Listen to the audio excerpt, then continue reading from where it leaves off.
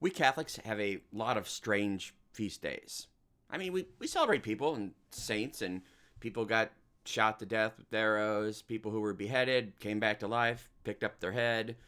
That's a weird one. I mean, we celebrate weird things like three persons and one God, and we even like to celebrate days when, like, the blood of a martyr liquefies again, hundreds of years after his death. But today's feast, February 22nd, all right, this is a bit weird. We actually celebrate a chair. I'm not kidding. And it's not just any feast day. I mean, there are like three levels of feast days: memorials, feast, and solemnities. This is a big one. It's not a solemnity, but it's not a memorial. It's a feast day of a chair. But I suppose it's not just any chair, and it's really not just about a chair. The feast of the chair of St. Peter today. Now, before we go any further, yes, it is about an actual chair. There is the actual chair of St. Peter. You can go to the Vatican, and they've got a replica of it in the Vatican Treasury Museum. And then the actual chair in which Peter, the first pope, sat is actually, if you look at the big Basilica of St. Peter's, all the way at the end, where there's that little window with the Holy Spirit dove in the back. Well, there's also right there a big bronze chair, and inside the bronze chair is the actual remains of the first century chair in which St. Peter sat. And the altar underneath it is known affectionately as the altar of the chair. All right, so what's the big deal? Yes, we have a chair that St. Peter sat in. As is often the case in the church, things just ain't what they seem on the surface. The chair stands for a lot more than just the place where Peter sat down. It goes back to the traditional teaching of the rabbis in Judaism. Whenever a teacher, rabbi, would want to teach, he would sit down. Now, we kind of get this backwards in education today. Now the students all sit and the teacher stands, but back in the day, and in Judaism to this day, when a rabbi goes to teach, he sits. In fact, there's a special chair in the synagogue where the rabbi sits, and that's his symbol of his teaching authority. And of course, that comes right over into the church with Peter being Jewish and Jesus being Jewish and all of the bishops being Jewish. They have their seat, their chair. And it's not just where they sit, it also symbolizes the authority with which they teach. That's why Jesus can even say in the scriptures, listen to what the scribes and Pharisees say, for they sit on the chair, the seat of Moses.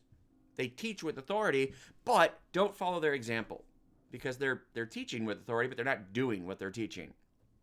Well, fast forward to today, and the successors of the apostles, the bishops, also have their chairs. And you might recognize the Latin word for chair.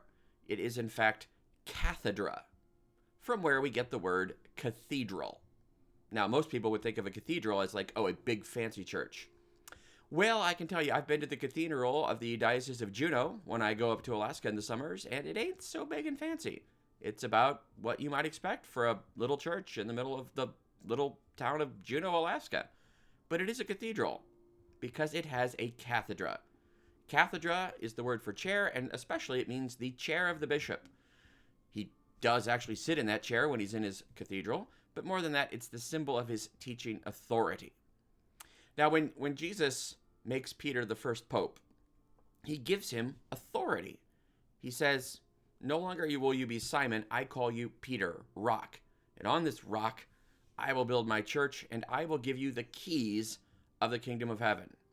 The keys are the symbol of authority. That's why the papal flag, the papal coat of arms, it's got the keys on there. It's a symbol of Peter's authority, but also the chair. If you were to wonder where is the Pope's chair then today, it's actually not in the Vatican. It's at the Basilica of St. John Lateran. That is the cathedral of the Pope, because that's where his chair is at. If you go to John Lateran, all the way in the back of the apse, there is a chair in which only the Pope sits as the symbol of his authority.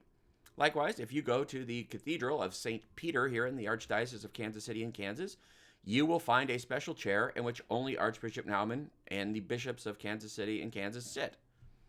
It's the symbol. So, yeah, we Catholics are a little strange. We celebrate a chair today, but it's way more than a chair. God promises us that the gates of hell will not prevail against the church. That means the one who sits on that chair and teaches with authority, teaches with the authority of Jesus.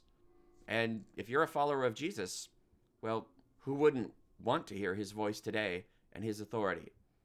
So let's be grateful for a chair, but especially what it represents and who sits on that chair. God bless you.